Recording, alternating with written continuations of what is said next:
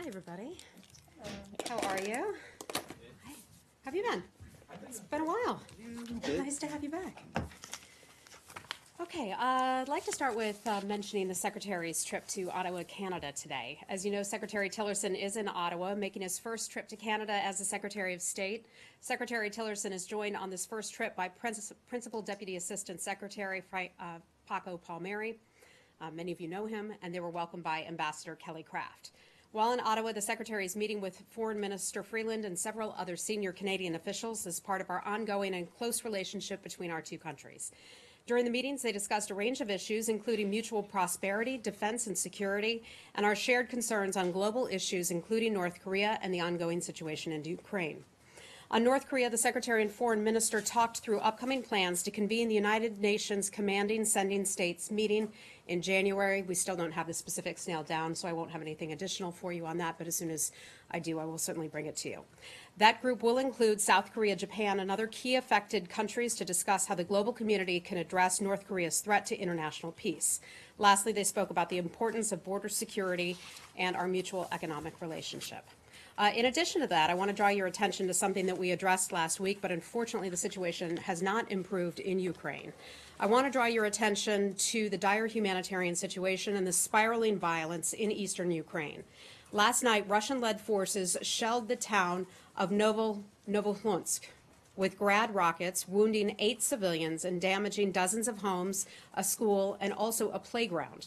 Fighting also resumed today around the Donetsk filtration station and its system of pipes carrying poisonous chlorine gas. This is considered extremely dangerous. If those were to go off in this area, which is close to where people live, it could be potentially devastating. Employees of the filtration station are trapped in the station's bomb shelter at this time, we are told. Previously, a Russian-Ukrainian military body has organized ceasefires to allow civilians in similar situations safe passage. However, the Russian government has unilaterally withdrawn from this deconfliction mechanism. This happened yesterday. So those trapped in the filtration station will remain stranded under fire until Russian-led forces stop the attack. Russia and its proxies are the source of violence in eastern Ukraine, and the Russian government continues to perpetuate an active conflict and humanitarian crisis through its leadership and supply of military forces on the ground, as well as its direct control over proxy authorities. The conflict in eastern Ukraine is not an organic civil war. The so-called republics that Russia created are not legitimate entities. The United States calls on Russia to put an end to the attacks in eastern Ukraine, withdraw its forces and heavy weapons from the sovereign territory of Ukraine, and agree to a robust UN peacekeeping mission. And with that, I'd be happy to take your questions. Oh, one more thing. I'd like to, many of you joined us yesterday for our public affairs holiday party, and I just wanted to thank you so much for coming up and spending time with our front office and the front office of many of our bureaus here at the State Department. We love having you, and I think it's just another example of how we can certainly disagree over some things, but we can hang out and have a good couple of drinks together. So thanks for showing up. Will be alone for the new year? Or? Well, that's a good idea. That's a good idea. And we've got a little surprise for you coming up in Robert's office in the new year. So, especially on a tough day. But Josh, go ahead. Good to see you. Thanks, Heather. You too. Why don't we just start right on there? Do you have any update for us on the status of trying to work out a UN peacekeeping deal for Ukraine? How's that going? That's something that's still under discussion. One of the things that we consider to be important about that is having it be not only a real UN peacekeeping mission, but the line of conflict is something that would have to be agreed upon. We have some concerns about how that would work out. Russians are pushing for one side of things, and we're pushing for another side of things, but it's still something that we are looking at seriously. And then I wanted to follow up on the national security strategy that the administration released yesterday. One piece of that brought up the issue of STEM visas that are issued in the context of intellectual property and the allegation that other countries are sending students here who then steal trade secrets, basically, and bring them back to their foreign governments. And it says that that the U.S. will consider restricting those STEM visas from designated countries. What are those designated countries? So the national security strategy, which the president rolled out yesterday, is a broad-based document that looks at and highlights our national security priorities. It's not meant to be a piece of legislation. It's not intended to provide extremely specific guidance to various government agencies, entities, and departments. So some of this we will take back from the national security strategy, take a look at. The State Department, in conjunction with the Department of Homeland Security, we have the ability to take a look at these things and decide what needs to be done from there. So we don't have anything specific for that yet.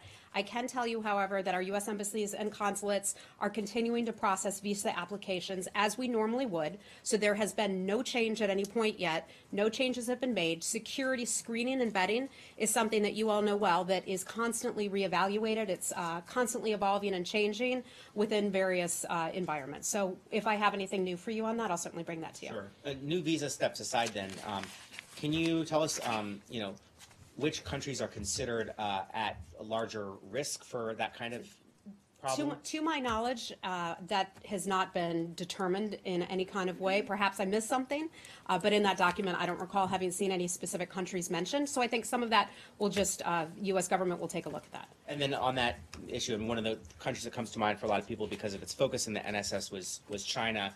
China's government reacting pretty angrily to that strategy today, saying it's part of a new Cold War kind of phenomenon. Do you have any response to the Chinese reaction? Yeah, I think what we would say is no, it's not that. It's not what they called it out to be. We have a broad relationship with China, as we do with many nations around the world, where we have areas where we have mutual cooperation and get along great. As you know, the president has a very warm relationship with President Xi, but we also have areas of disagreement. And some of the areas of disagreement include human rights, some trade issues and all that. So we can have that kind of broad-based relationship. Like yesterday, we all hung out and we had a good time together and celebrated the holidays, but sometimes we do get out here as well. Okay. Hi, Syed. Okay. First of all, does anyone else want to cover DPRK or China? Oh, a lot of you I'd do. like to ask Okay. about DPRK. Okay, go right ahead. Hi, Carol. McMaster today gave an interview in which he said now is not the time for talking, and he seemed to suggest that the United States may have to forcibly denuclearize the Korean Peninsula if North Korea does not denuclearize itself. It seemed to be an implicit rejection of the diplomacy that the Secretary has been doing. I was wondering what the State Department... I heard General McMaster's interview this morning. I don't recall him saying how you just characterized it. I know our official administration policy, is we would certainly like to sit down, be in the place where we can have talks with North Korea, but we are nowhere near that point yet. Our administration policy has not changed. We continue to push for the denuclearization of the Korean Peninsula. There are many, many other nations around the world that agree with us on that front. We would like to have the opportunity to talk with North Korea when the time is right. And I want to be clear about that. The time is not right now. Hi. How are you? Good. South Korean President Moon. Can we come back to South Korea? Stick with North Korea? This is also North Korea. Okay, go ahead. Sorry.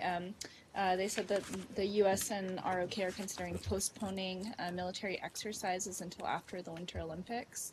And obviously part of this reason would be North Korea. So my question is, how seriously is the U.S. considering this proposal? I think that would be a DOD issue. But I can tell you that we have joint exercises that are legal. We do them around the world.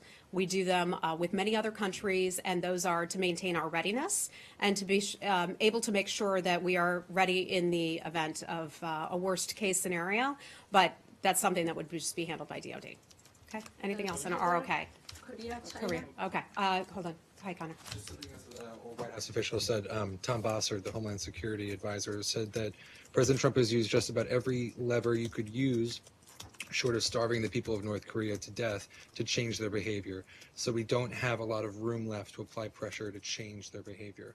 If that is the case, how much more room do you have then, and how can you achieve results with this peaceful pressure campaign? Yeah. Especially, again, as you say, now is not the right time to meet, but H.R. McMaster also said recently that we're running out of time. Yeah. So, look, diplomacy is what we do in this building, and that's not going to change. We will continue to push ahead with the peaceful pressure campaign, the maximum pressure campaign. Every day we're speaking with other countries about having those countries do more to try to stem the tide of money going into North Korea. So that hasn't changed. We're pushing ahead. We had some good news come out of Thailand. They're doing less in conjunction with North Korea than they had in the past. I'd have to look up the specific details. But my point is there are a lot of countries doing a lot to contribute to this. Last week at the United Nations, Secretary Tillerson called on countries to go beyond the scope of the UN Security Council resolutions and agreements to do their part to choke off that money supply to North Korea. So regardless of what others in the U.S. government say, we're pushing ahead with peaceful diplomacy, maximum pressure. So you think there is more? You would disagree? You think there is more? I think there is more that we can do, yeah. And that's just like we call on Russia and China every single day to do more, to put pressure on North Korea. Anything else on North Korea? Can I follow up Hi. on that? Yeah, So sure. Bossert was talking specifically about the cyber attack. Oh, he was, okay. And so I did not see his comments. no, I've that's read a fine. couple of them, but I'm just trying to. So the pressure campaign, is that just targeting North Korea for its nuclear program and its missile activity, or is it also trying to, tamp down on them for what they're doing in the cyber sphere as well? if it is with regard to cyber, I'm not familiar with that. One of the things we focus on here in that building, and cyber I think would be handled out of DHS or Department of Justice, perhaps even DOD. But we focus here on the money that goes into North Korea that North Korea then ends up using to fund its illegal nuclear and ballistic missile programs. So that's what we stay focused on. So the State Department won't be involved in any unilateral consequence. What I said is I'm just not familiar with that part of it. I just have to refer you to DHS at this point. If we have anything more, an angle that the State Department is specifically involved with, I'll certainly let you know. Okay? DPRK. Yeah. Okay. Jenny, hi. Thank you, Heather. As you already know that 5 Chinese combat airplanes flew over in the South Korea's air defense identification zones. How do you comment on this?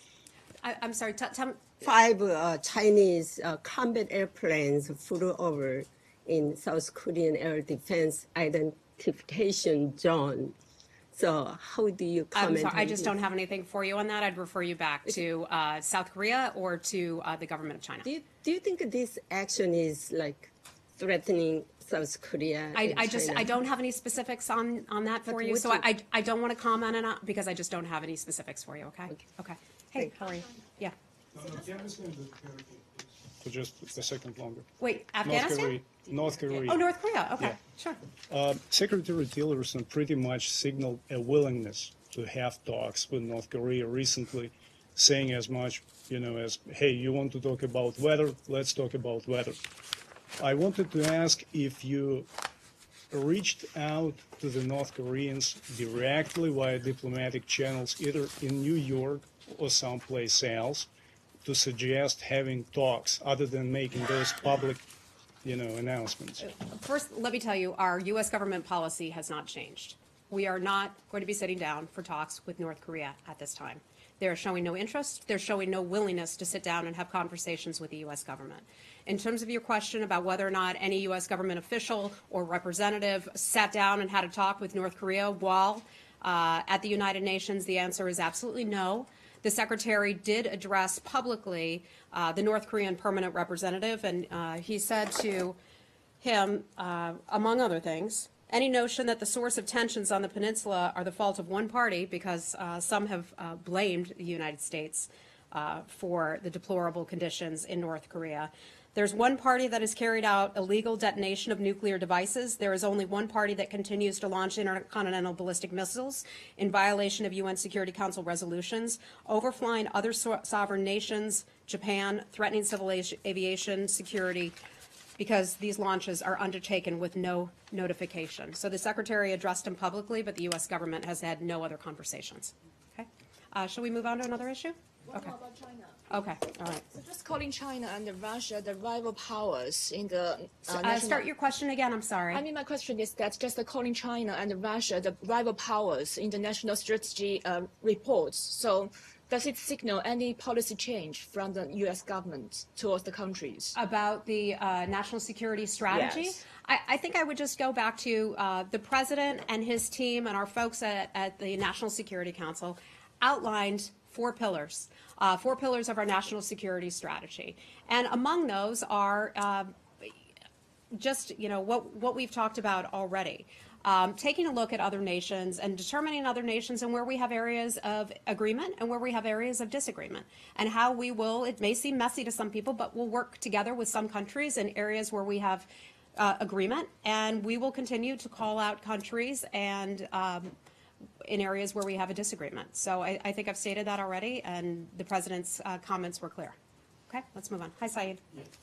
Hi, thank you. I want to ask you about the American-Palestinian relations. First of all, the vote yesterday at the Security Council, 14-1, and Ambassador Haley said that this is to help the process of peace. Could you explain to us how could that possibly, your vote, your no vote, your veto could help the cause of peace? Yeah, I don't want to speak on behalf of Ambassador Haley. She has a very capable team up there who handle that for her. But I can say this. We exercised our veto power because we view that that resolution would do more harm than good. The United States wants to not add to any additional strife. We feel that that resolution vote causes additional strife in the area. The President has long called for the two sides to sit down and have peace talks. They're not there yet. We continue to work on those peace talks, however. Yeah, but this is a position that the United States has long held. I mean, we can go back all the way to the late 40s, but more recently in the 80s, Resolution 478, last year 2334, which basically saying that Jerusalem is occupied territory, and we consider whatever Israel has done is null and void. Why would this suddenly be contrary to the American position? I think what we would say is that, the President took great care in his decision that he made about recognizing Jerusalem as the capital. We are not making any decisions about boundaries or borders. We see that as being up to final status negotiations, and they're not there yet. And I have one more about today, because today in the General Assembly, there was a vote on the right to self-determination. And 176 countries voted for the right of Palestinians for self-determination. You and Israel and the Marshall Islands and Micronesia and Palau voted against.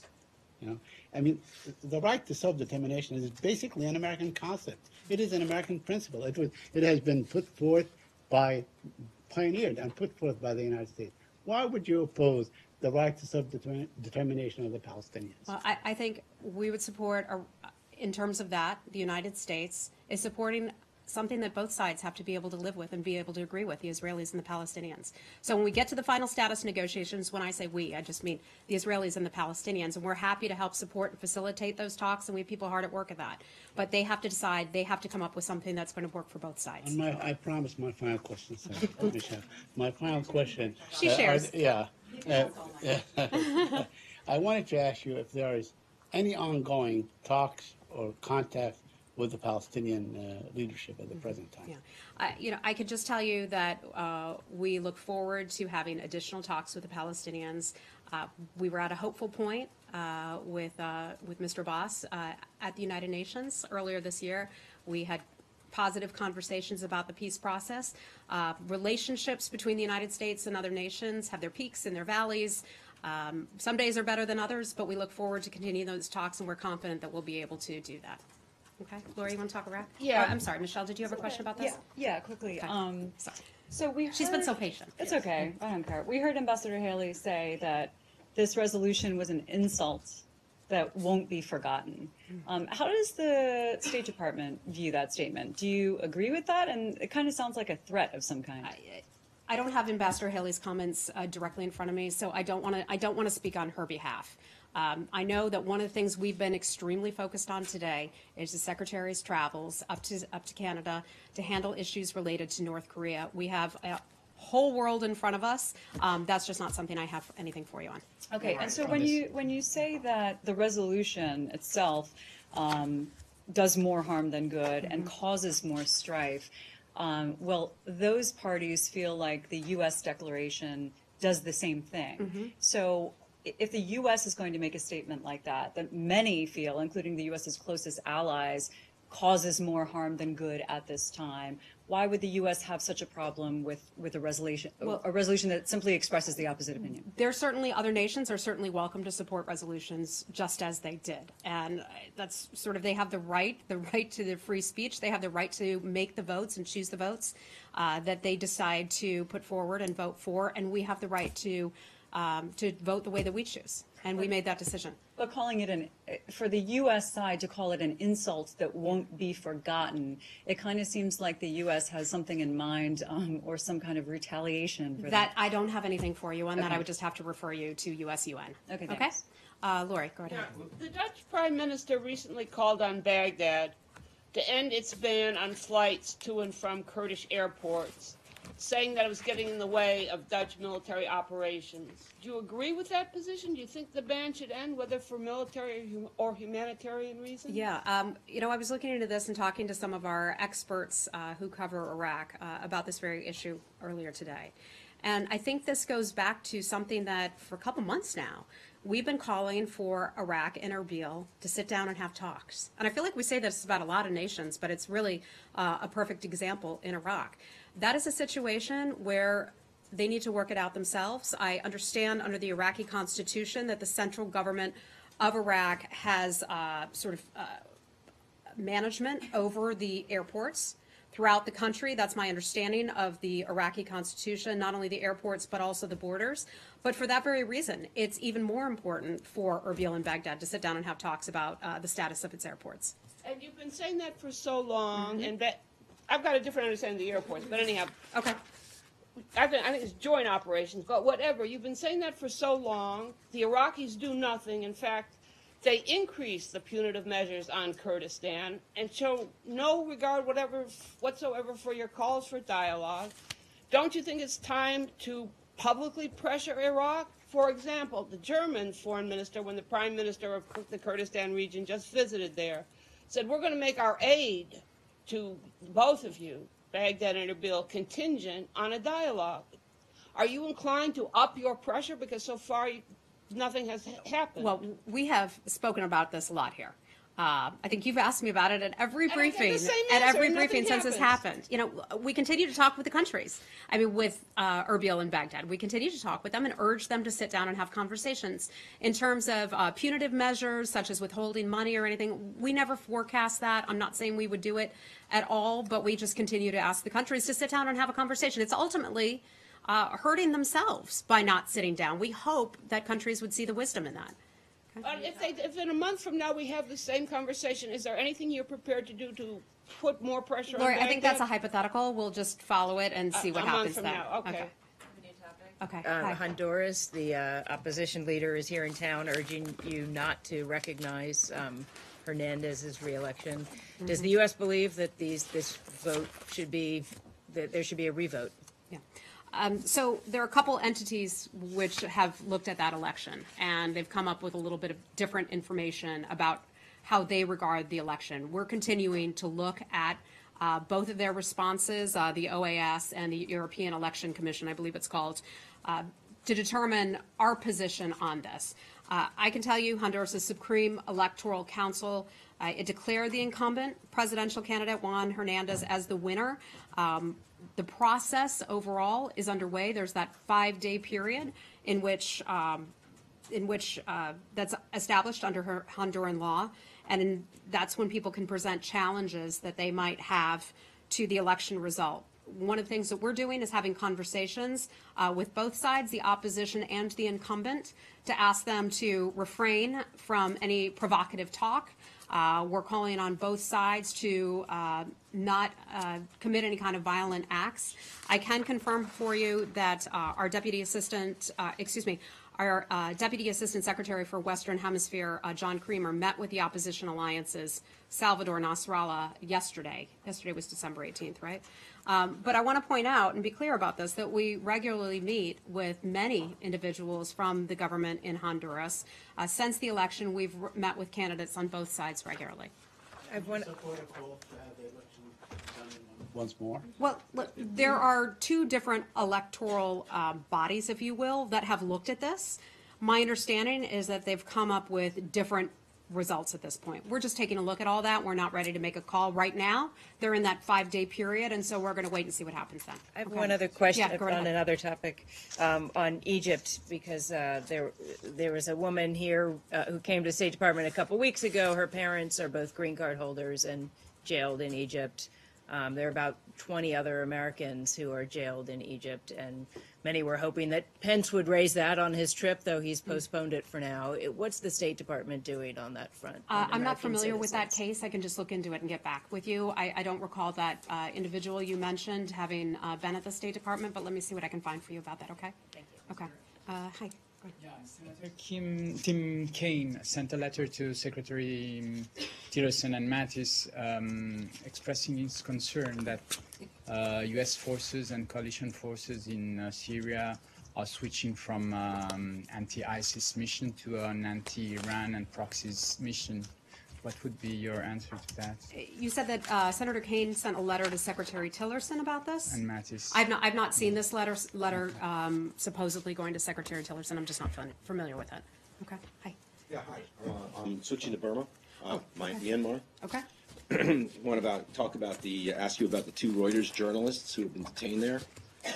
In the past, the State Department has suggested that the civilian government is not fully in control of events and has focused its criticism on the military. Is it therefore a concern to the United States that the civilian president, Tin Jaw, should have given approval for the case against them to proceed? I'm not familiar with him giving approval for their case to proceed. I don't have the details on that. What I can tell you is that we've been covering, following the cases of the two reporters, the Reuters reporters, very closely. We are deeply concerned about their detention. We do not know their whereabouts. That is of concern also. They've now been detained for, about a week now, right? And, today I want to make it clear that we're calling for their immediate release. We call for the release of these two reporters. As you all know, I was recently in Burma and had a chance to meet with a lot of reporters. And despite the status of the government, some very difficult things happening in that country, they have reporters who are working hard to tell the story and to try to accurately tell the story about what is happening in the northern Rakhine state.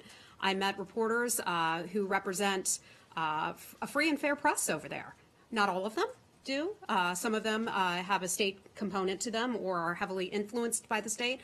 But I met a few reporters who have the courage to report openly and freely. And we applaud those efforts. And so it is tremendously concerning to us when we hear that reporters have not only been detained, but they've been detained and we don't know their whereabouts. I can just tell you we're covering this, following this very closely.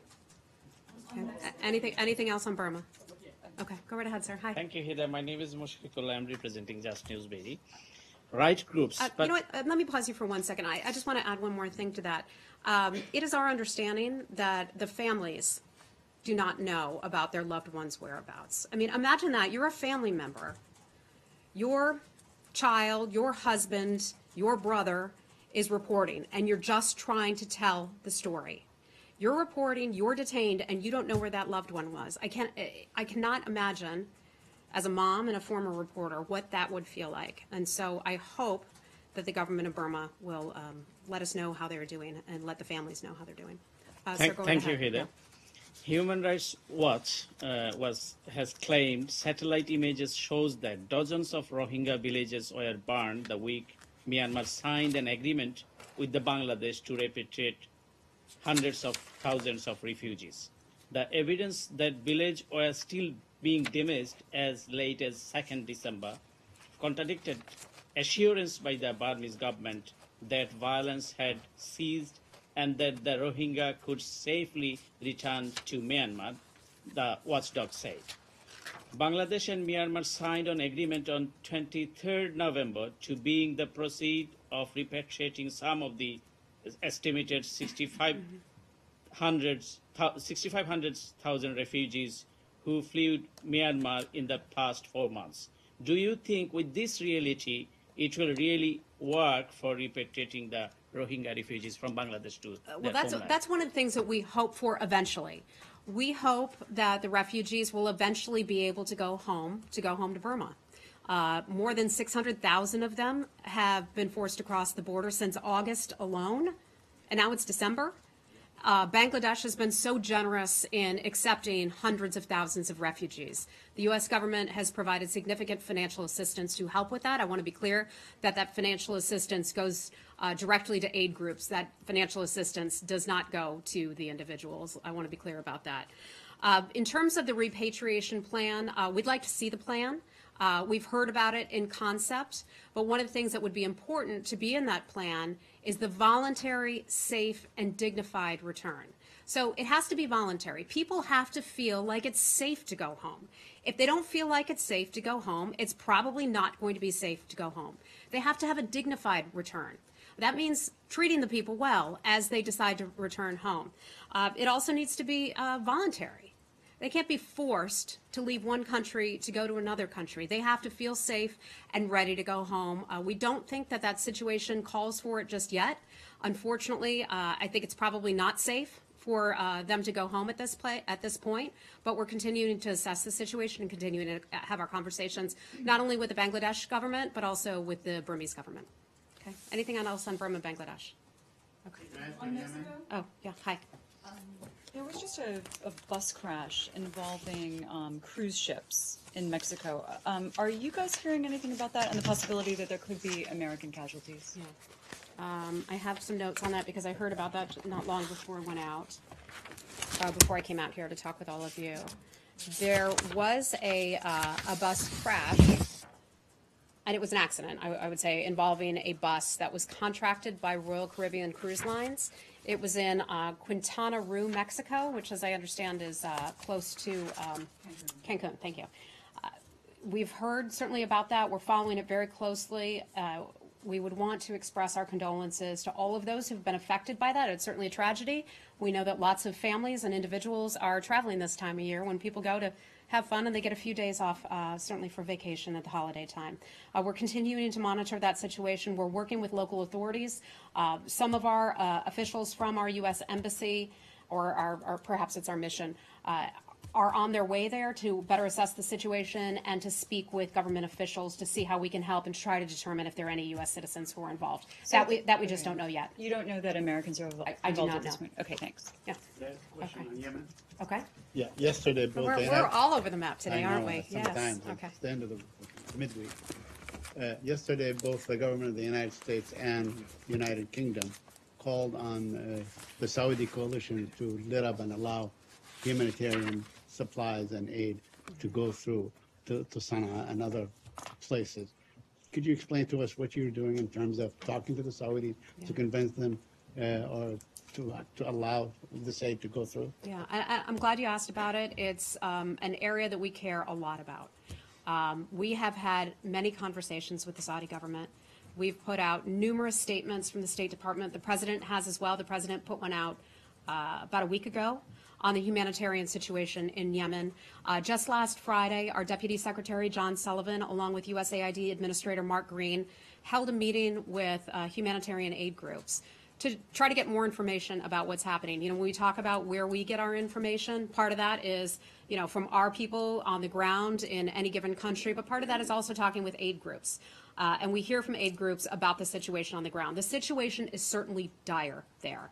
And that's why we've been very clear, and we've increasingly called on the Saudi government to open up humanitarian aid. We have not seen enough aid getting through the ports. We've not seen the fuel supplies coming in that are necessary to get that aid in. And you've all seen the pictures on television. You've seen the pictures in the newspaper that people are in crisis. You see the women, you see the children there. They need help. I certainly hope the Saudi government will listen to us and that they will try to open up that aid as we have called for. But you know, the Saudis say that the reason that they're not able to allow more aid in is because they have these concerns about you know, those ports being used to smuggle in you know, missiles and other weapons that are being shot at them. Yeah. The U.S. has been giving. And we've just seen that report about what they believe is a ballistic missile, which I can't confirm that, but being fired into Saudi Arabia. So they do have every right to be concerned about their sovereignty and about their security. We are sympathetic to that. We've been attacked here in the United States.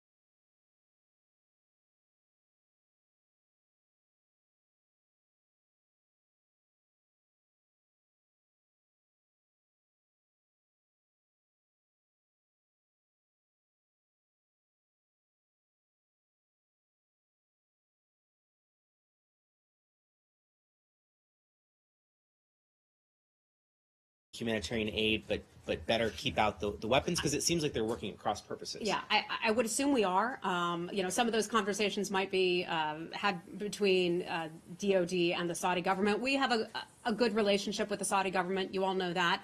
I would imagine some of the conversations would include tips to figure that out.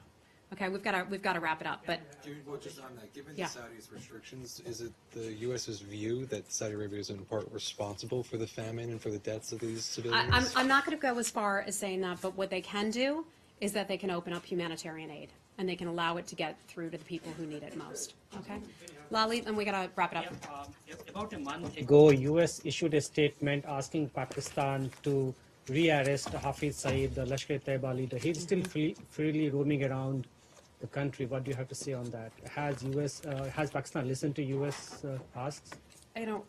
For those of you who, I'm not sure if we've talked about this here in this room before. I think we may have on one other occasion. And who Lalit is referring to is the mastermind behind the Mumbai attacks. Remember those? Where the guys drove up on the boat, they went into the hotel, they shot up hundreds of people, killed, I believe it was hundreds, including some Americans. That happened a few years back. He's asking about the mastermind of those attacks, a man who is affiliated with LET, Lashkar-e-Taiba, one of the terror groups. It's a group that the United States government considers to be a terror organization. We have many good conversations with the government of Pakistan. One of the things that happened recently is that this guy was held on house arrest. Pakistan released him from house arrest. And now there's word that he may be running for some sort of office. I want to remind folks, we have a $10 million reward for justice program that would reward for information that would bring him to justice. So I want to make that clear so that everybody knows $10 million out for this guy, and we would certainly have concerns about him running for office. So I'm glad you highlighted that. Pakistanis are saying they don't have enough evidence against him. Has the U.S. provided evidences for him? I can tell you that his organization that was responsible for those attacks, is considered a foreign terror organization. It's considered a foreign terror organization by the U.S. government for a reason, and for a good reason. I would imagine that if we had any intelligence, and that's not an area that I can discuss anyway, but we would certainly share it with the Pakistanis on that front. I hope they'll do the right thing. But what implications Pakistan has if he continues to move freely? That was a pretty strong statement U.S. issued. I can't comment on that. I would just have to refer you back to the government of Pakistan and hope that they will do the right thing and remind folks across Pakistan we have a $10 million reward for this guy. Okay? Thanks, everyone.